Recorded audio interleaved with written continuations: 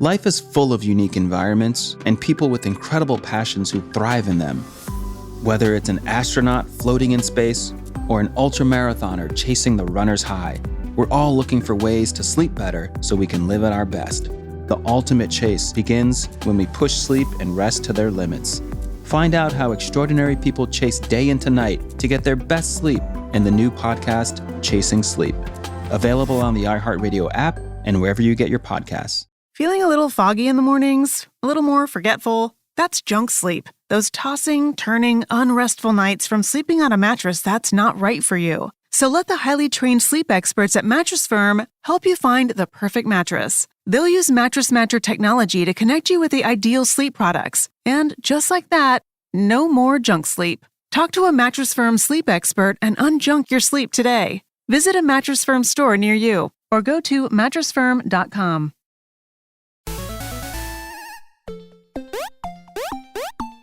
Few technologies have advanced as rapidly as video games. The Nintendo classics that many of us grew up playing helped to pave the way for what today is a juggernaut industry that gives players a virtual experience unlike any other, and one that occurs right in our own living rooms and can connect us to a global community.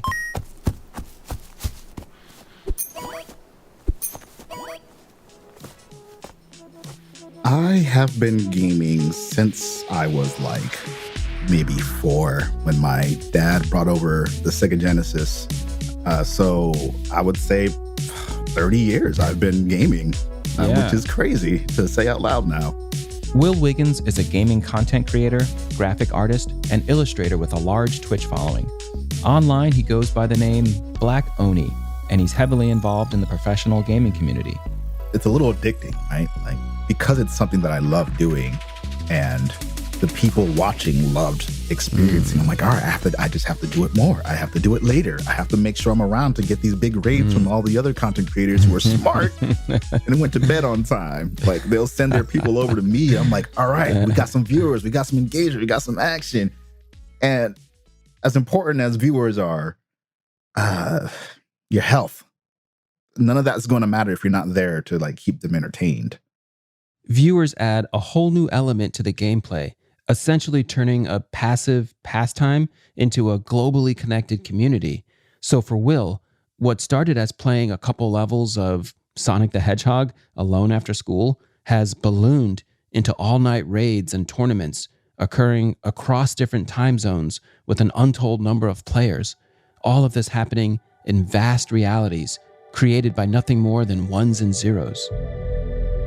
There's something different about some of these games and immersive experiences that activate our brains in very different ways. I think when you get into these games, it's very difficult to pull yourself out. You may sit down and think, I'm going to play for an hour, get something to eat, get some sleep, and 4 hours later, you're still involved with it. Dr. Chris Winter is a neurologist and sleep specialist from Charlottesville, Virginia.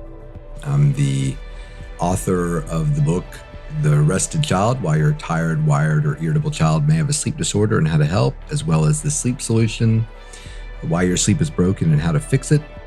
One of the focuses of his career is the unique effects that video games, screen time, and other related technology have on our sleep. Sometimes I find myself going to sleep and thinking about the game I was playing. I'm like, man, I can't wait to get up and play it some more. That still happens even to me. So like, if anyone else experiences that, like, I get it.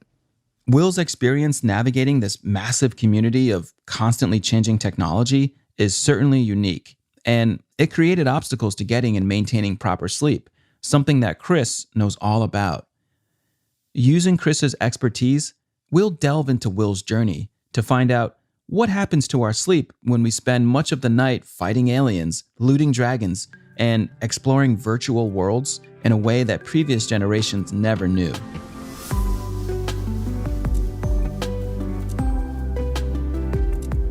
Hi, I'm Anahad O'Connor, and this is Chasing Sleep, an iHeartRadio production in partnership with Mattress Firm.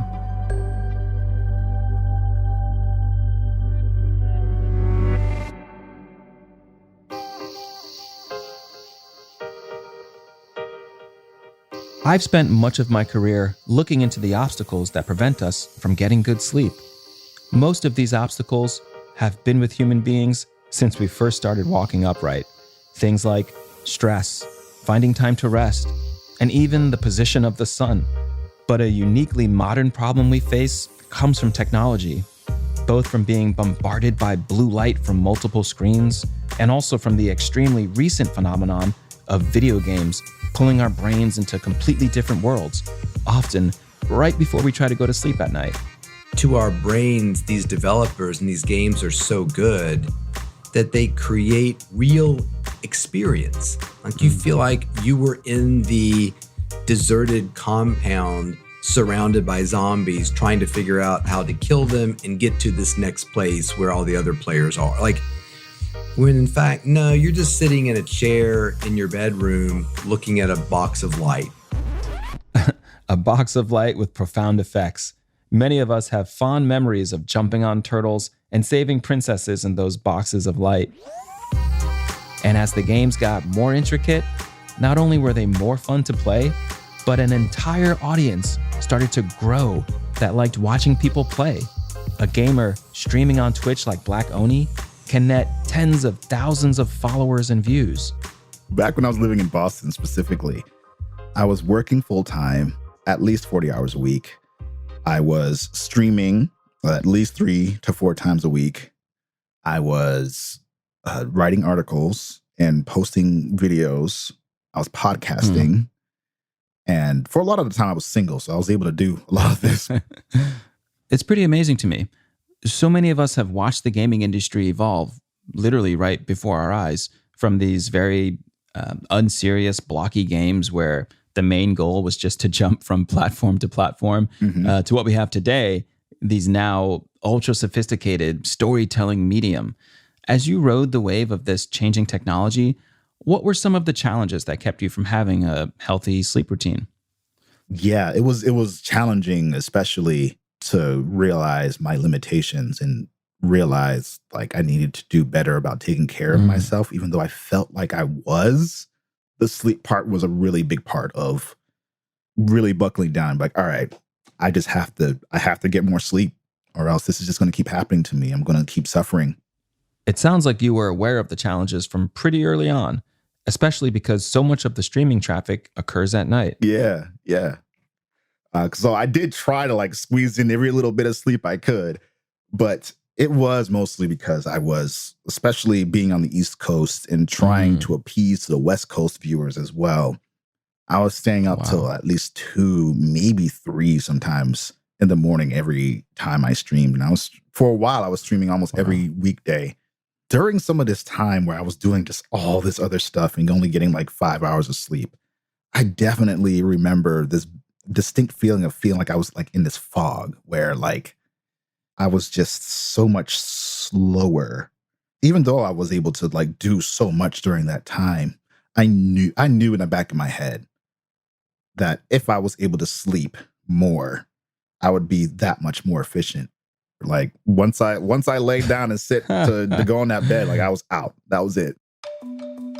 While falling asleep quickly allowed Will to steal resting time at every opportunity throughout the day, the ability to snooze as soon as we hit the pillow is actually a bug, not a feature of our brains. According to Chris, it's usually indicative of an unhealthy cycle of sleep. One of the problems is if you ask most people, what is the sign of good sleep? They're going to tell you how quickly you fall asleep. I always call it speed to unconsciousness, if that's a thing. And so when you're talking to 2 people, well, I'm a good sleeper, but my roommate here, he's a bad sleeper. The good sleepers often defining themselves as a good sleeper because they get in bed and fall asleep fast. And the bad sleeper, man, he gets in bed, sometimes takes him 30, 45 minutes to fall asleep. So it's interesting that Will recognizes that, because the idea that he's turning everything off, getting in bed, and immediately out cold, great, but that could very well be indicating that his brain is looking for more sleep than it's actually getting. Eesh, yeah, that's pretty unnerving. So you're saying people out there could be suffering from something sleep-related and not even realize it? Yeah, because, again, they're the ones who fall asleep immediately. Yeah. They're the ones who, when their partner comes to see me because he or she can't sleep, I'm like, well, tell me about your partner. Oh, he's a great sleeper. He's a sleeper. He can sleep anywhere. So I'm usually thinking as I'm talking to partner A, I'm more worried about partner B. You might want to get partner B in here because he's really sleepy. That makes sense that if you can fall asleep quickly, it just means that you're starved for sleep. And speaking of partners, I find it interesting that sharing our sleep space and time with someone else often forces us to look at it in a different way. Being in a relationship forced me to approach it differently. Specifically being in a relationship that I realized early on, like I wanted to give more for.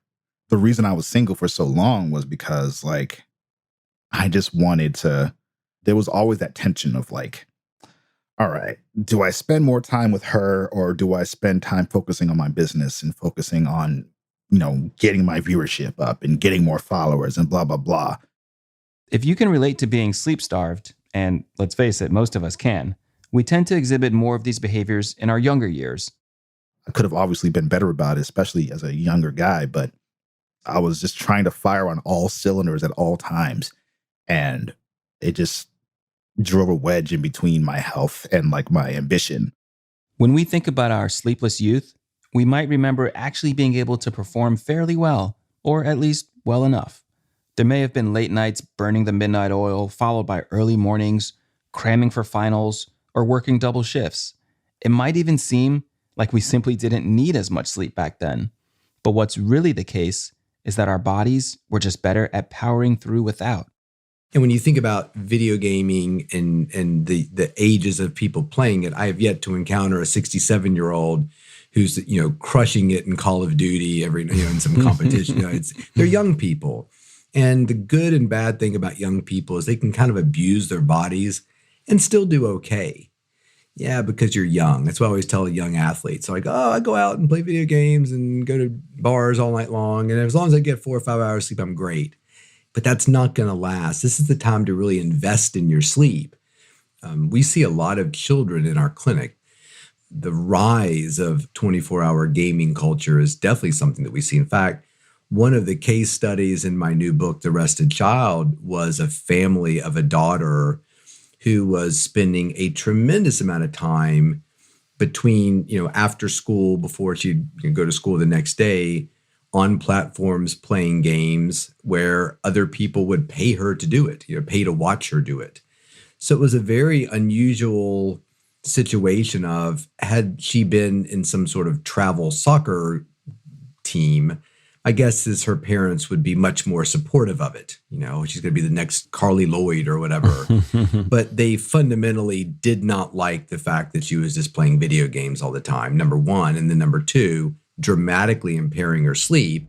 Bad sleep will certainly take its toll eventually, no matter how young you are. The world of eSports and professional gaming is so new. Many are skeptical of its merits or even the value it can hold as a full-time career and income source. But gaming is a gigantic industry, one that rakes in over $200 billion a year, with an audience that spans every corner of the entire world. It's an audience that Will did everything he could to reach and engage with early in his career. As Will dove deeper into his passion, he found it more and more difficult to perform at his best. There was a constant struggle between getting more sleep or getting more done.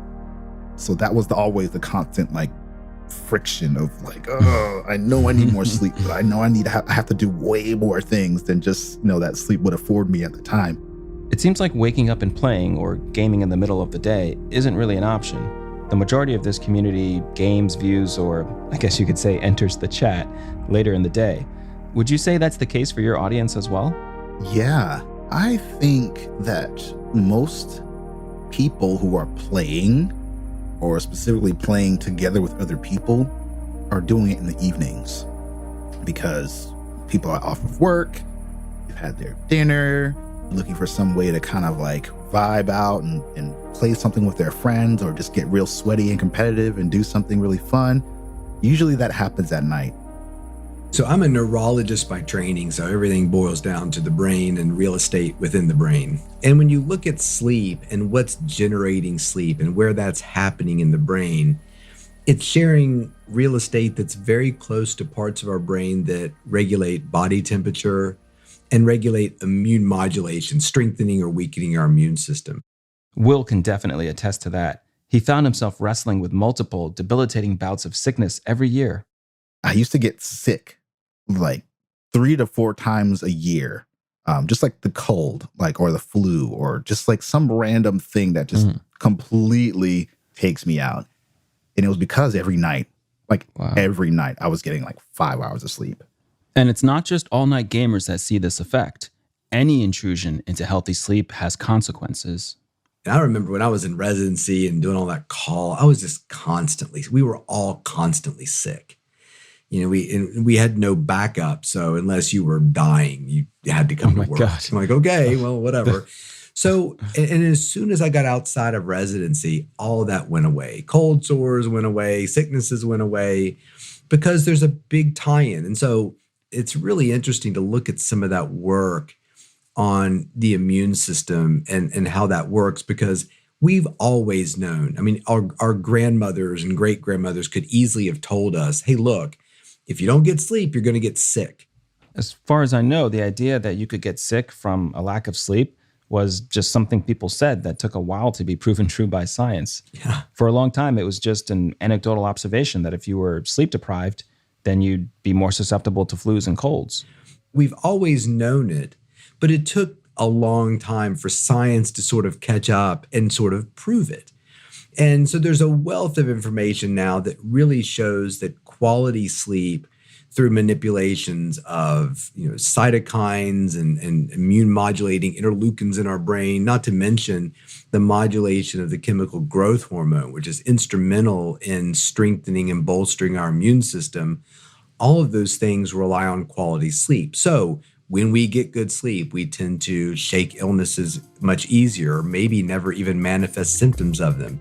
It can't even be contested or debated, like, how important sleep is. So just not being sick alone proves worth it. We'll be right back after a brief message from our partners at Mattress Firm.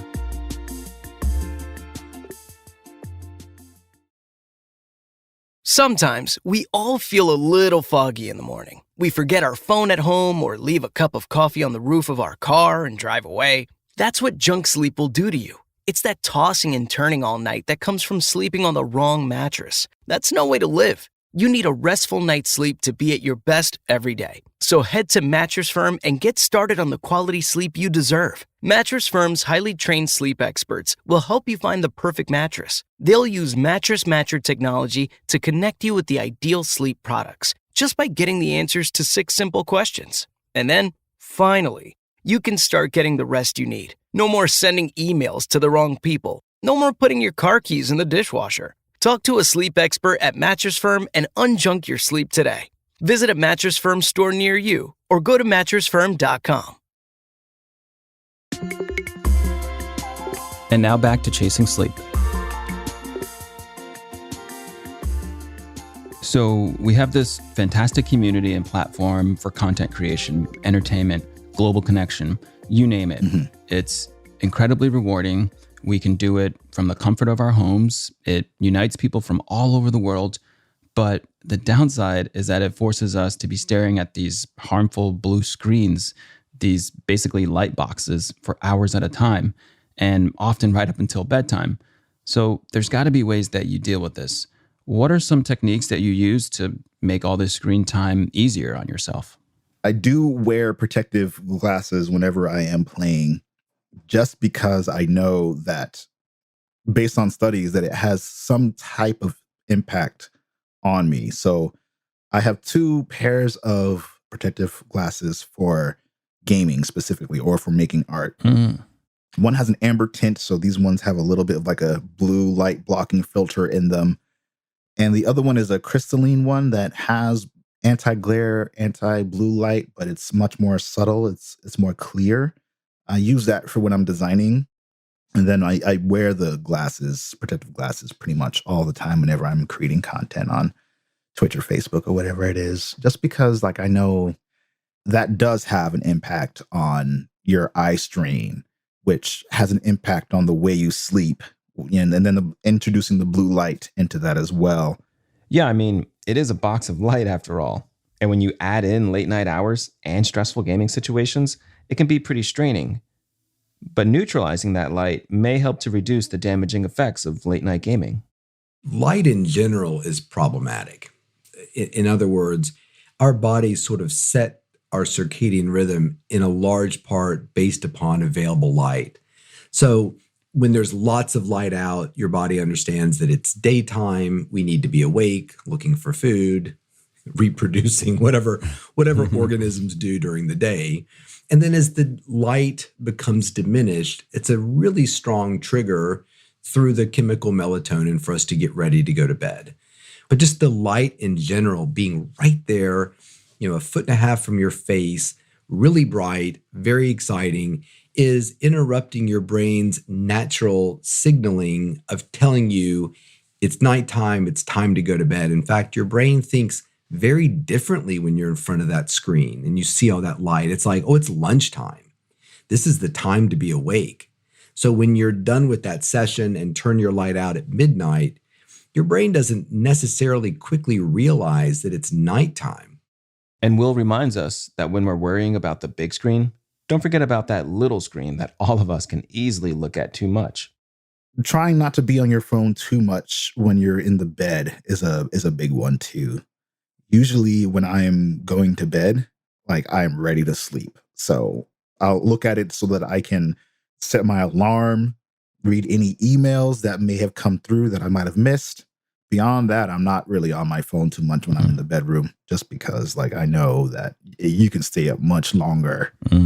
If it isn't because you're looking at cat videos on Instagram, it's because the blue light is keeping you awake. So I made that a priority a pretty long time ago to just like, all right, every once in a while I'll wake up and like write something down that I have an idea about. But beyond that, I try to limit the amount of phone I'm using. The light factor is so impactful that Chris says simply taking down that brightness or wearing protective glasses could make all the difference. Because it's not just a box of light. Remember, this tech is changing and changing fast. There are devices that you can strap over your eyes that pull you into a virtual realm. There's entire metaverses being created that blur the lines between the game and real life. So anything you can do to mitigate this bombardment of light is helpful. Yeah, this is always a difficult question just because it butts up against reality. I hear various sleep experts speak, 2 hours. We should really shut everything off 2 hours before you go to bed. And there's nothing wrong with that. But I'm always like, well, what are you doing for the 2 hours? Just sit there in the dark for 2 hours and think about life or something. So to me, if somebody says, look, I can't stop playing this video game at 10 o'clock and wait around till midnight to go to sleep, I think then that's where, dimming the light. Can we make your monitor less bright? Can we wear sunglasses or the blue blocker glasses? It wasn't easy, but Will built up a big following and carved out an amazing path in the career of his dreams. Will's sleep is a lot better now, and so is his overall health and performance in life and work. It takes a lot to stay healthy, even in a community that we don't usually associate with workplace hazards or on-the-field injuries.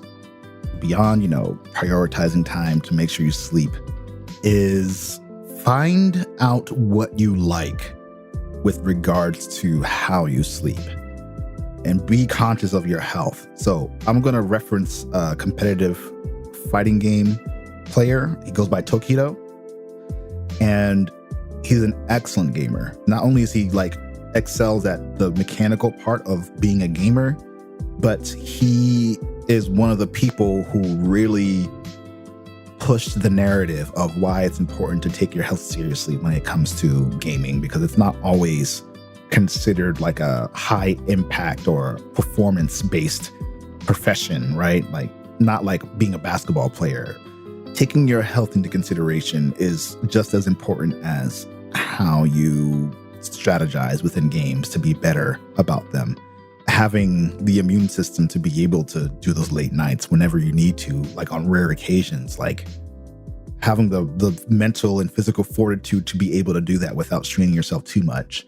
All that plays a part in you being able to do what you love to do longer. And not just like in a literal sense of like marathon sessions, but just life-wise, things that you're doing to hurt yourself in this moment can have residual effects down the line if you don't do things to kind of counterbalance it. So, gamer or not, what is something that our listeners can control in their immediate future to improve their sleep? Your bed. Like, think about like what you're sleeping on, and if it's really as good for your back and for your body and for your sleeping patterns as you think.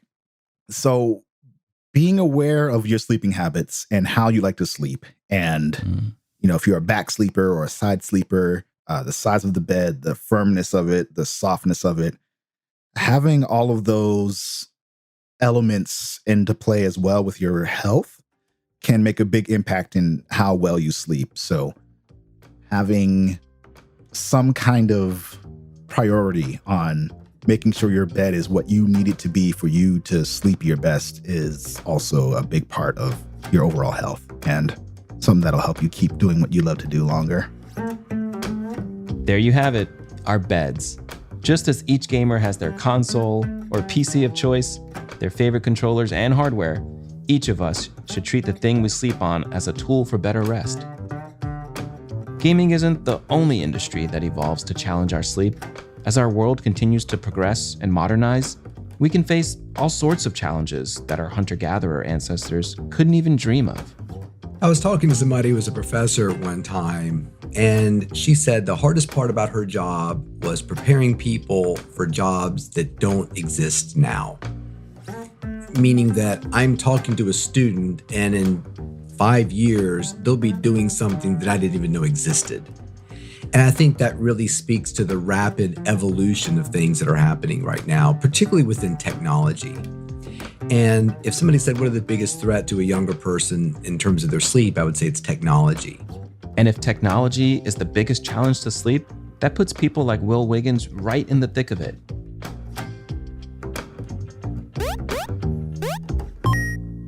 That's all for this episode. Join me again next week when I learn how a wildlife documentarian sleeps in some of the most remote areas of the world, all while being ready to record footage of some of the most elusive animals. The Alaska Peninsula is one of the densest populations of bears in the world. I've spent a lot of time there in tents in the middle of bear country, 1,000-pound carnivores, and you unzip your tent in the morning and there could be 2, 3, or 4 bears in view.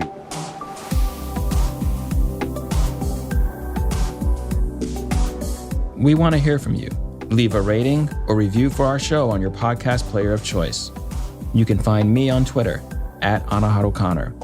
Until next time, hoping you're living your best while sleeping your best. Chasing Sleep is a production of iHeartRadio in partnership with Mattress Firm. Our executive producer is Molly Sosha. Our EP of Post is James Foster. Our supervising producer is Kia Swinton. Our producer is Sierra Kaiser. This episode was written and researched by Eric Leja and Jess Kapadia. This show is hosted by me, Anaharu Connor.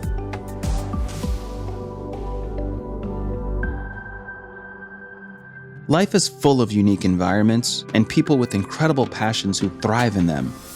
Whether it's an astronaut floating in space or an ultramarathoner chasing the runner's high, we're all looking for ways to sleep better so we can live at our best. The ultimate chase begins when we push sleep and rest to their limits. Find out how extraordinary people chase day into night to get their best sleep in the new podcast, Chasing Sleep. Available on the iHeartRadio app and wherever you get your podcasts.